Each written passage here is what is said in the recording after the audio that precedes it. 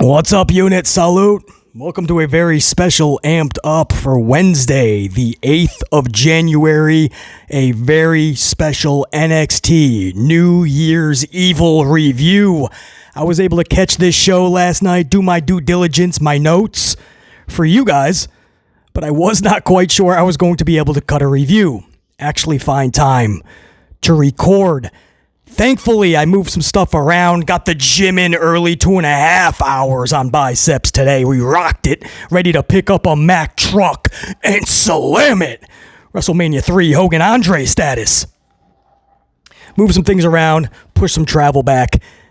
Voila, you guys are getting an NXT New Year's Evil review. That would have sucked if I did my due diligence, did my notes, and I wasn't able to record this for you because this was a big night for NXT. Massive.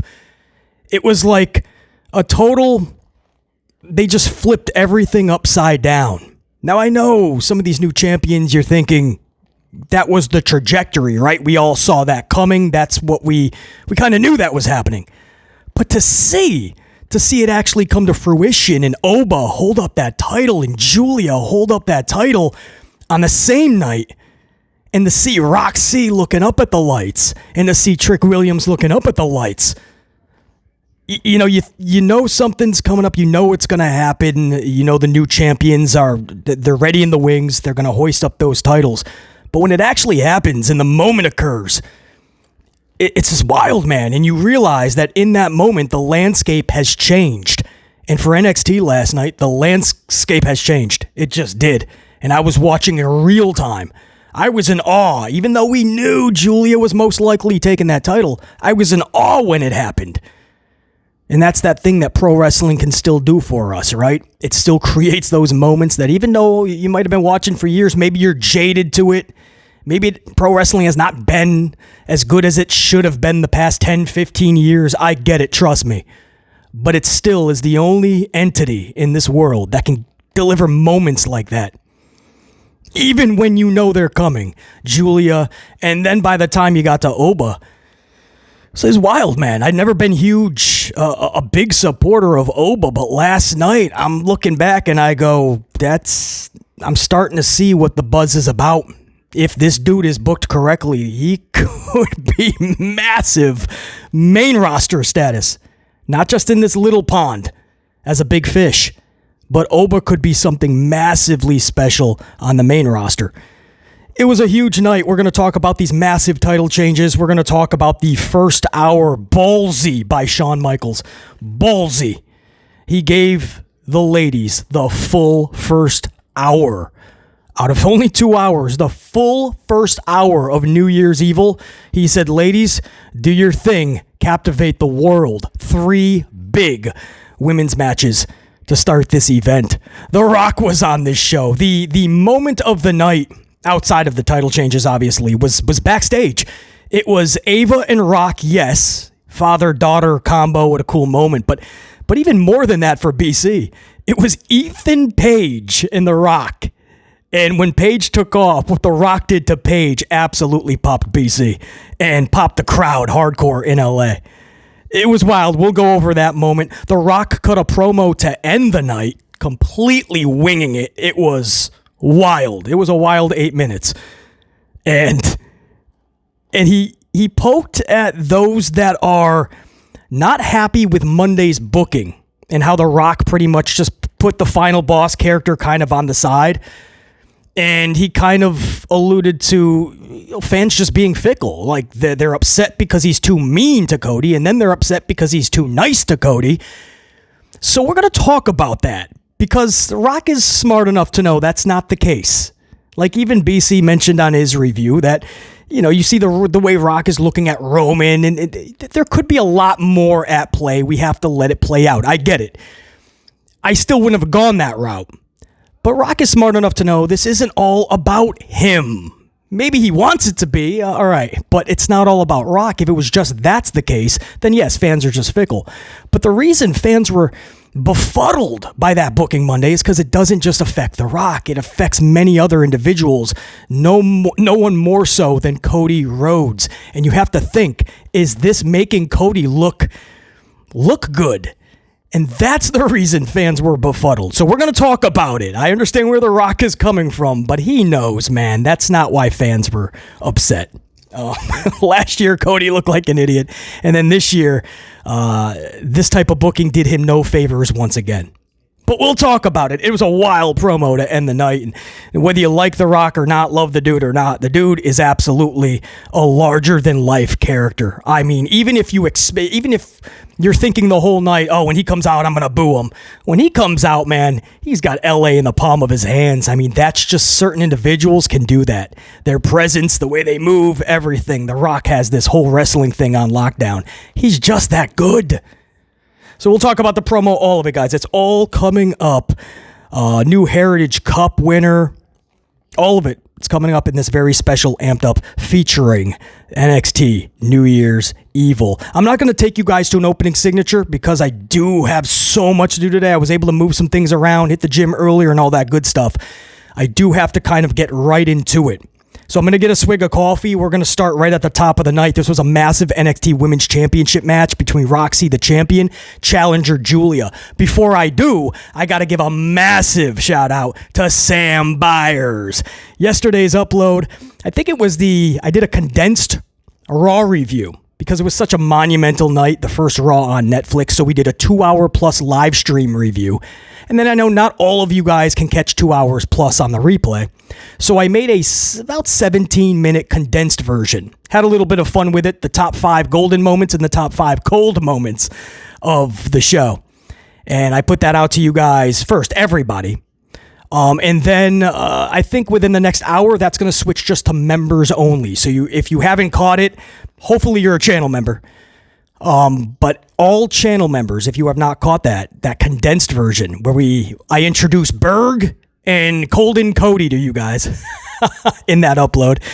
It's the condensed Raw review. It's on the channel now. By the time you guys see this, it'll be for members only. But it was for everybody overnight. The first 20-ish hours was for everybody. But in that upload, Sam Byers dropped a couple of coffees.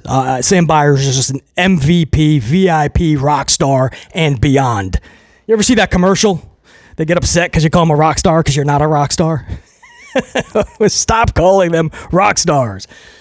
But Sam Byers just is, man. Randomly, just out of nowhere, just chucking coffees at the channel, even in regular uploads. Sam Byers chucking a 2-spot, a 5-spot. So Sam Byers, if you don't mind, I'm going to chug one of those coffees, dude, and salute you right back. I appreciate the respect and the salute and the appreciation that you show this channel, and just know I'm volleying it right back to you always, dude. And Sam, I know you're going to tell us which number you are on smashing that up button. Smashing that up. Sam Byers also, he likes you to know what number he is on the ups. Sam Byers, I appreciate you big time, man. All right, let's get into it, guys. Like I said, show starts with let me get another swig because this is such a big moment. My girl Rok-C, one of my favorites in the industry, lost her title last night.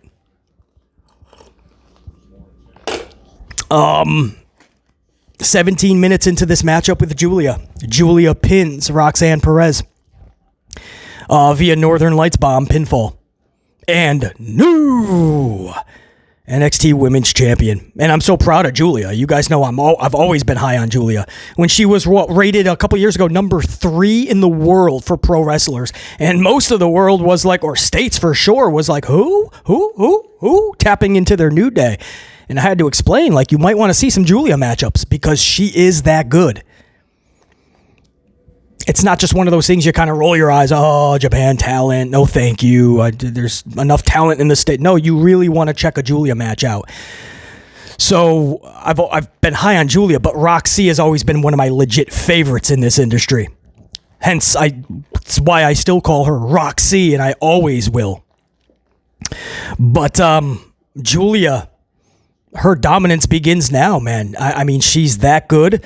And I know in the short amount of time she's been there, you don't want me to say deserves, and I hate that word, especially when you haven't been there for a while, for any length of time. Giulia's been there for basically a cup of coffee. But in terms of talent, yeah, she deserves the world in pro wrestling. She's that good. So Giulia collects this championship. Guys, do you realize that her in-ring NXT debut, in-ring, was 4 months ago, September 10th, defeating Chelsea Green. And in just 4 months, Giulia is now on top of the women's division in NXT, a massive brand of world wrestling entertainment. What a 4-month journey. This was absolutely wild, and it's pretty clear that Shawn Michaels has given Giulia the mega rocket. As for Rok-C, I hope she doesn't overstay her welcome in NXT. I hope they don't do what they did to Braun Breaker. He drops the title. He's supposed to go to the main roster. They change their minds. They keep Braun another year. And Braun Breaker was just fledgling in NXT. He was on a losing streak for a while. He was kept off many shows. They put him with Baron Corbin, who they couldn't do anything with on the main roster. There was no connection with the fans. So they booted Corbin, Das Boot, to NXT. They threw him with Braun Breaker. I mean, Braun should have already been on the main roster.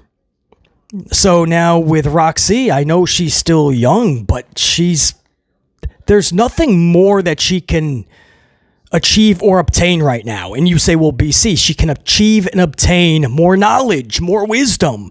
Trust me when I say you do not need NXT for that, especially when you're Rok-C. Please, guys, do not believe in the hype that NXT delivers. Because trust me when I say they'll give you all the things that sound good. We do promo classes. We're constantly working on camera angles and being WWE ready and this and that. And guys, they get to the main roster and 99% of this roster still cannot cut a decent promo. So what are the promo classes doing? Rok-C does not need to take more bumps for no reason. She's main roster bound. Can Hunter book her correctly? Remains to be seen. But I don't feel like keeping her there another year is the way to go after dropping that title. A 9-month title reign, by the way, guys. 9 months. I believe she won it April of this past year. So that would make this roughly... 9 months. Was that right after Mania or Mania weekend? So even if she gets the title, does she try to go for a year? I think Rok-C has to be main roster bound. I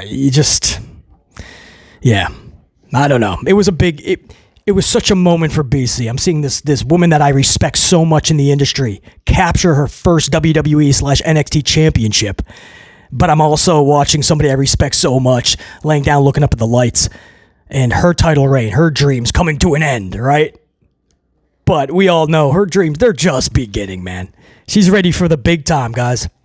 Rok-C drops her title after a 9-month title reign. Giulia hoists up the gold. And we were not done with titles changing hands. But first, the women kept it rolling. I told you this was a full first hour of the women rocking out. This was a fatal 4-way. Lola, Vice, and all her assets. Damn, on full display. Lola Vice versus Cora Jade versus Stephanie Vaquer versus somebody I am also so high on, Kalani Jordan. So, this was weird because I thought it was for the number one contendership for Fallon Henley's Women's North American Championship. But they never really said that. Vic Joseph made mention to it a bunch of times, but they never really just came out and said that. And then a few segments after this match, there was still a lot of women like in Ava's office trying to get her to make them the number one contender. So clearly this was not officially for the number one contendership.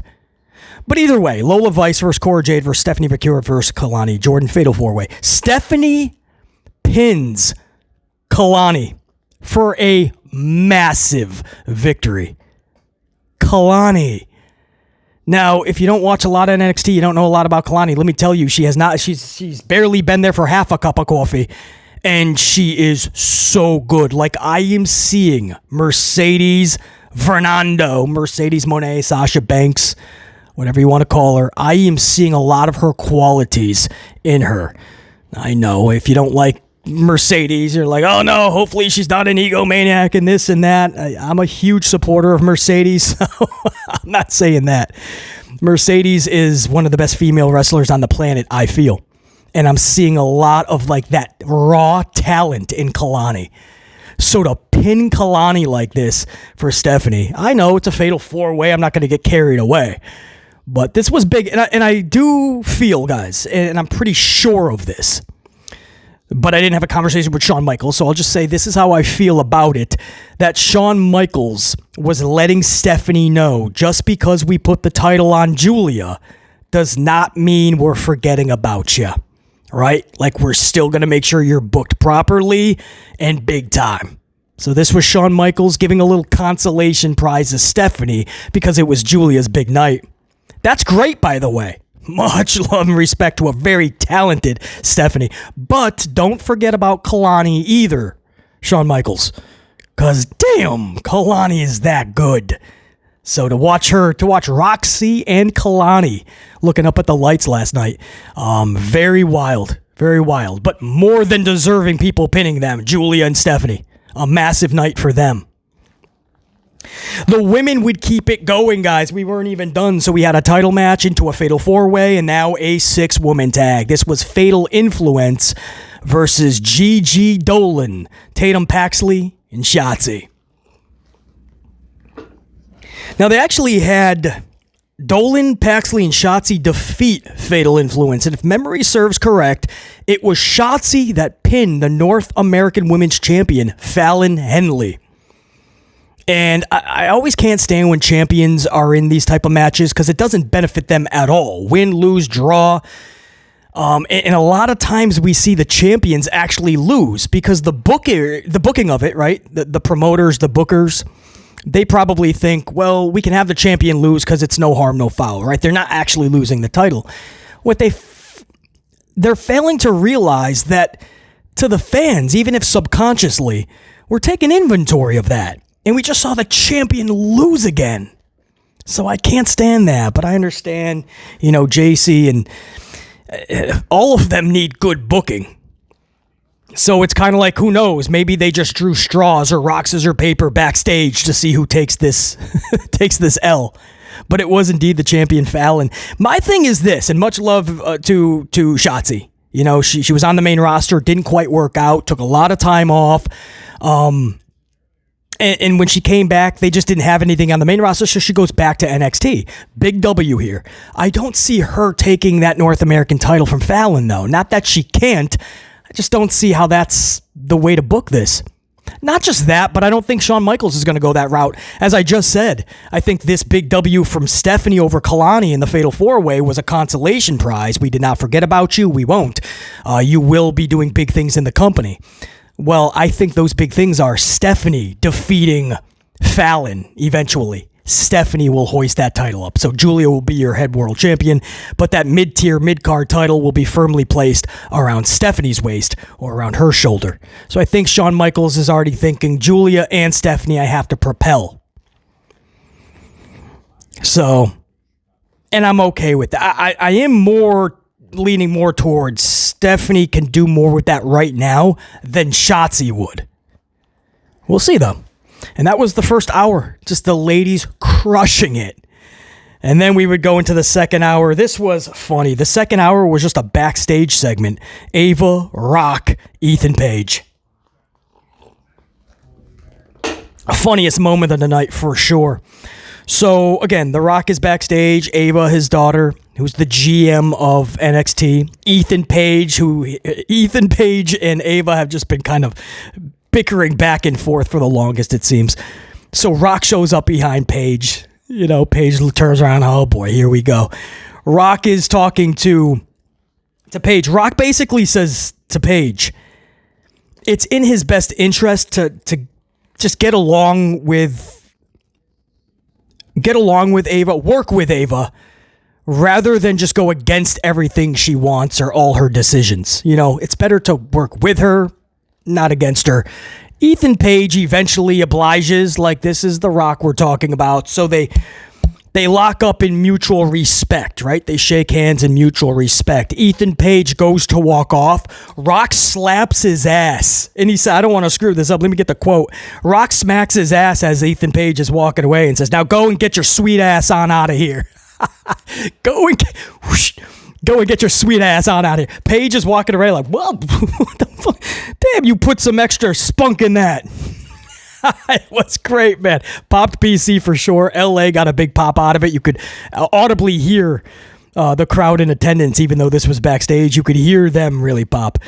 So that was just so funny. The double dynamic here was what made this, right? Ava and Rock in a segment together on WWE television was pretty damn cool. But seeing Ethan Page and Rock working together, doing business together, that was even cooler than seeing Rock with his daughter on screen doing business. Like Ethan Page, you look at Ethan Page and he wasn't happy in AEW with his booking, his stance there with the company, how things were going. He set out for greener pastures in his mind anyway, and he's good friends with Cody Rhodes, so he lands the position. They send him over to NXT, wins their championship, if only for a cup of coffee, but he still won it. So what a moment already in his young NXT career. But then Page to be in a segment with The Rock, world champion, check. For NXT, check. Working with The Rock, one of the biggest stars in the world, check. Working with the GM in all these segments, Ava, check. I mean, Ethan Page, I do, for the most part, I got to give Shawn Michaels credit. He's booking Ethan Page in a spotlight. Not pristine, I get it, but at least given a big spotlight. I love how he worked with The Rock last night. You can't have too many people working with him. You got to keep it special. They chose Ethan Page. I just loved it. So really cool backstage segment to start hour number 2. Lexis King would then defeat Dempsey to win the Heritage Cup. Big moment for Lexis King. You can kind of put that in the same category of here you have Brian Jr. just not happy in AEW. He just knows that he wants to do more. He really would like to be in WWE, but he doesn't know if he can land there. Goes over to NXT. And what a moment for him, hoisting up that Heritage Cup. Lexis King, as he still continues to try to just not get out of the Pops' shadow, but really make his own way in the business without people just thinking Lexis King and thinking about Pops. Well, moments like this are greatly going to help in that cause. Big moment for Lexis King. And then we went to the main event. This wasn't the last segment of the night. That would be The Rock on the stick. But this main event was the NXT Championship title match. Champion Trick Williams versus challenger Oba Femi. And even if you knew this was going to happen, it still shook the wrestling world.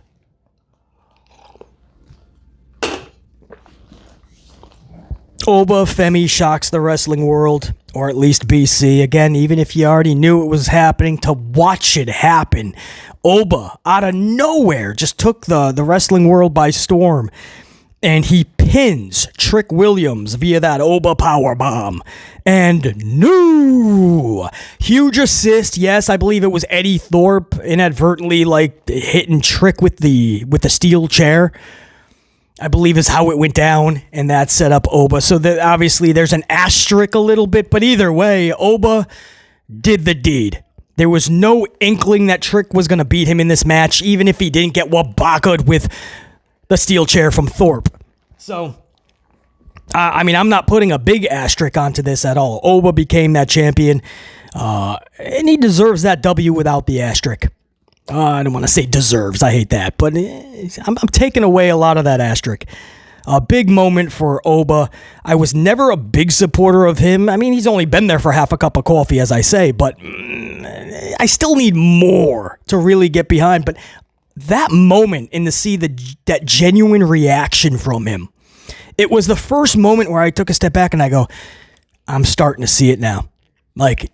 Keep that up. If you book this dude properly, when he gets to the main roster, this could be something very special. And I know some of you guys are like, PC, I already saw that, man. Months ago, I was already seeing that. But that's good. I'm talking more than that, though. I have a completely different vision, and it's big. But they have to do this right.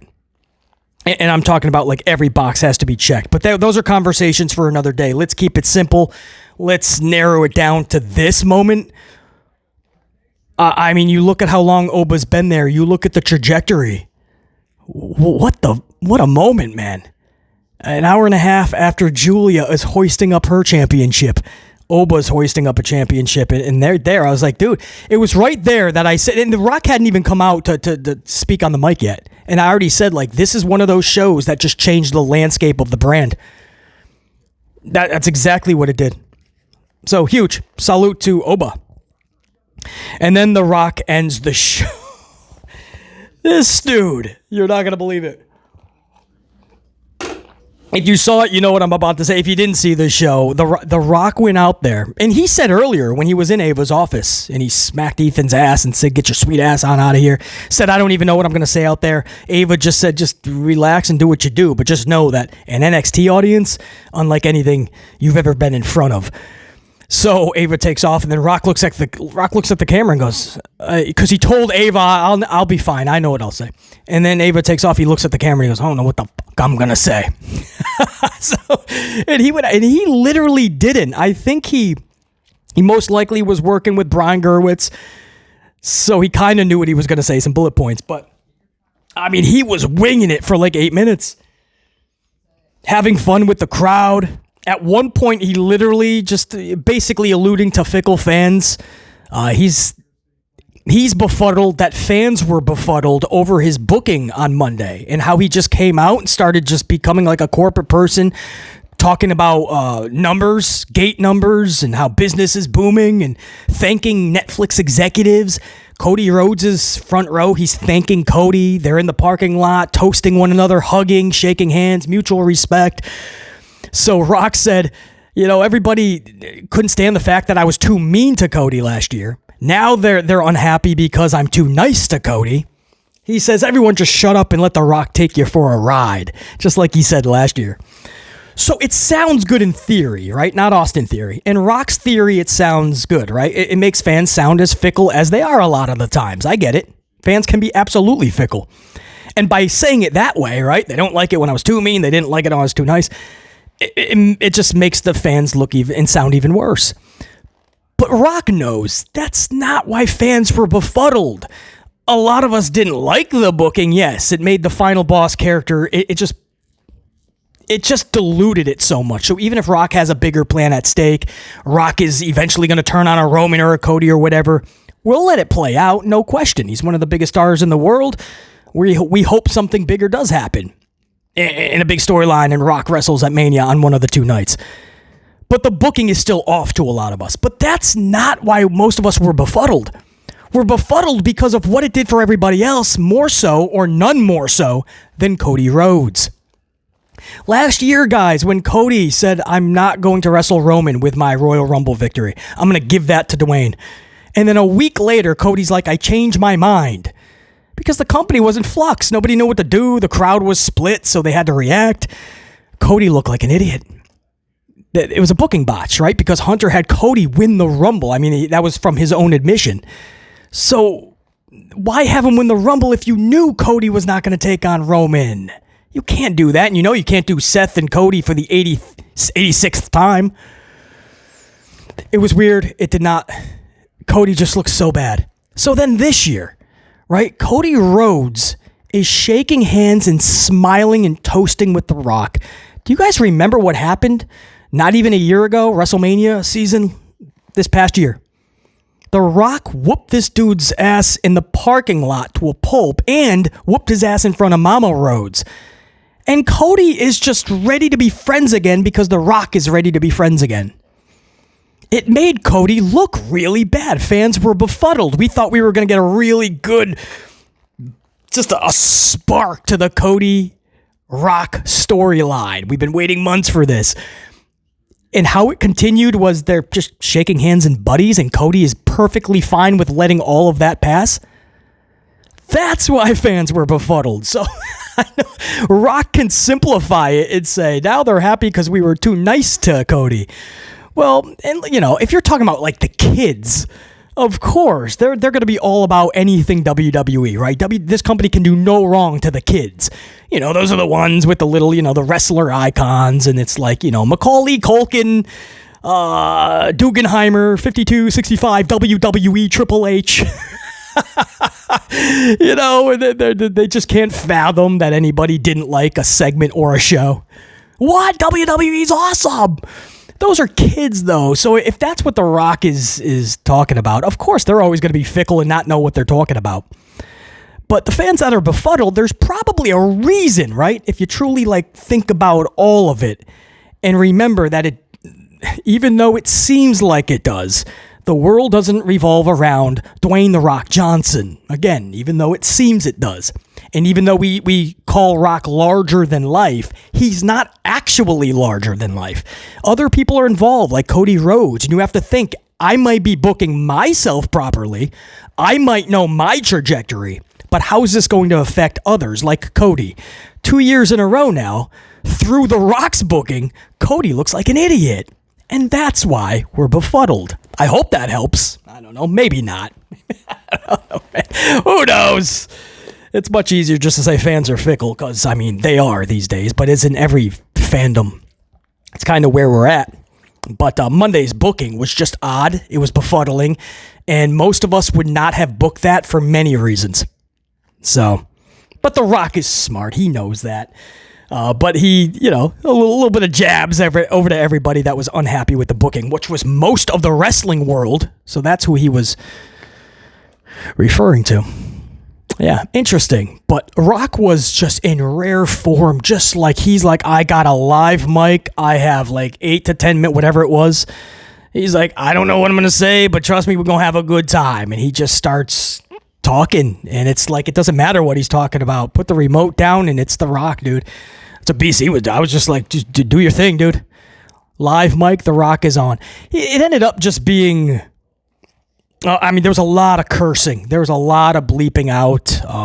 He was swearing a lot, even dropping F-bombs. One I think was a motherfucker. Two doesn't like when I do that, and CW did not like when The Rock did it. He at one point had to apologize to I think it was the young lady that always does the time, counting him down to how much time is left in the show. She usually stays camera side, but hidden. And she's giving the cues to The Rock how much time. So he literally apologized because she's going to take a lot of flack for that. WWE, NXT will take a lot of flack. Shawn Michaels, CW is going to take a lot of flack. But they have a get out of jail free card. It's The Rock. You know what I mean? Once the executives are like, who did it? The Rock. No, or whatever, man. We had The Rock on the CW. We're going to let it pass. So... But a lot of cursing, guys, because he was just winging it as if he was just at the bar shooting the shit with some friends. So, yeah, it was